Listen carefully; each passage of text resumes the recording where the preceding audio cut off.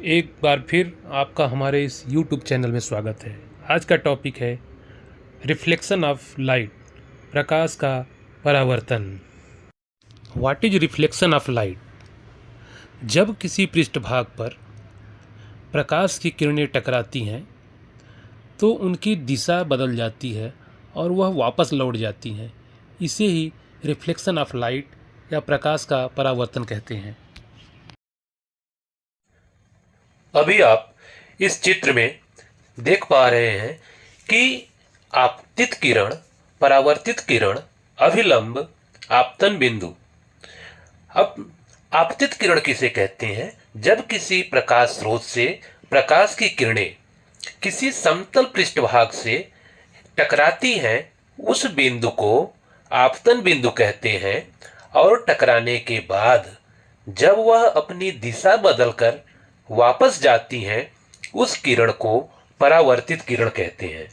पर आपको ध्यान देने की जरूरत यह है कि आपतित किरण, आपतन बिंदु और अभिलंब, इनके बीच में एक कोण बनता है, उसे हम आपतन कोण कहते हैं।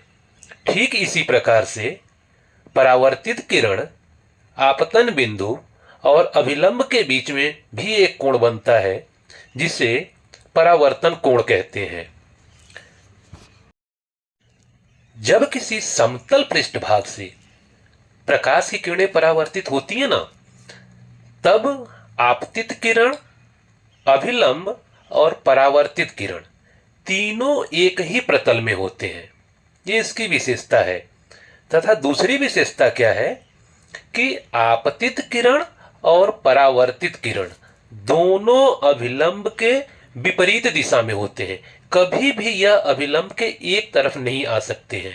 अर्थात आपतित किरण और परावर्तित किरण दोनों एक साथ नहीं आ सकते हैं। अब आपतन बिंदु, अभिलंब क्या है कि आपतन बिंदु के ऊपर इस परावर्तन में एक और विशेषता आपको दिखाई देगी कि आपतन कोण और परावर्तन कोण दोनों अभिलंब के विपरीत दिशा में होते हैं। जैसे कि आपतित किरण और परावर्तित किरण अभिलंब के एक साइड में नहीं आ सकते हैं, इसी प्रकार आपतन कोण और परावर्तन कोण भी अभिलंब के विपरीत दिशा में होते हैं।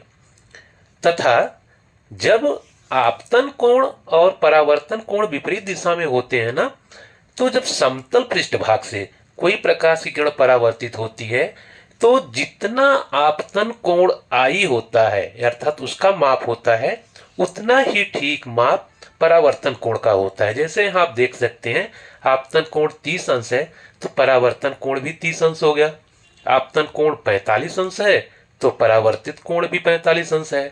आपतन कोण 60 अंश है तो परावर्तन कोण भी 60 अंश का है। तो इस आधार पर परावर्तन का कुछ नियम तैयार होता है, जिसे हम परावर्तन के नियम कहते हैं। तो परावर्तन के 3 नियम होते हैं। पहला नियम, आपतन कोण और परावर्तन कोण का माप सदैव समान होता है जब यह समतल पृष्ठभाग से परावर्तन होता है। दूसरा नियम होता है कि आपतित किरण, परावर्तित किरण और अभिलंब, ये तीनों एक ही प्रतल में स्थित होते हैं। जैसे अभी चित्र पे यहाँ पे देखिए, आपतित किरण, अभिलंब और परावर्तित किरण एक ही प्रतल में स्थित होते हैं। तीसरा नियम होता है, आपतित किरण और परावर्तित किरण अभिलंब के सदैव विपरीत दिशा में होते हैं। जैसे कि पहले मैंने बताया था, यहाँ पे चित्र में देखिए कि आपतित किरण बीच में अभिलंब है, उसके दूसरी तरफ परावर्तित किरण है। और अब आगे हम प्रकाश के परावर्तन के प्रकार देखेंगे, किस तरह से कौन कौन से प्रकार होते हैं। तो प्रकाश के परावर्तन के मुख्य रूप से 2 प्रकार होते हैं। पहला, प्रकाश का नियमित परावर्तन। अब नियमित परावर्तन क्या होता है कि नियमित परावर्तन में समतल तथा चिकने पृष्ठभाग से जब प्रकाश की किरणें टकराती हैं और वहां से परावर्तित हो जाती हैं, तो उनके आपतन कोण और परावर्तन कोण का माप समान होगा। तो नियमित परावर्तन में समांतर आने वाली आपतित किरण के आपतन कोण और परावर्तन कोण का माप सदैव। इसके पश्चात प्रकाश के परावर्तन का जो दूसरा प्रकार है उसे कहते हैं अनियमित परावर्तन।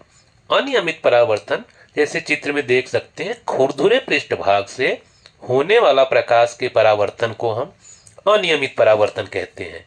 अनियमित परावर्तन में समांतर आने वाली आपतित किरणें और आपतन कोण का माप समान नहीं होता है, क्योंकि ये प्रकाश के परावर्तन के नियमों का पालन नहीं करते हैं। इनमें परावर्तन कोण का माप भी समान नहीं होता है।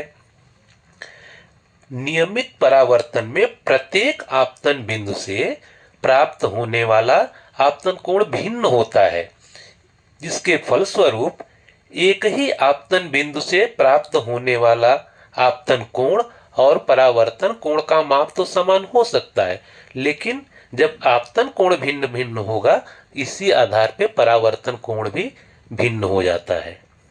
तो आज हमने इस वीडियो में प्रकाश का परावर्तन, परावर्तन के नियम तथा प्रकाश के परावर्तन के प्रकार के बारे में अध्ययन जानकारी प्राप्त किए। धन्यवाद।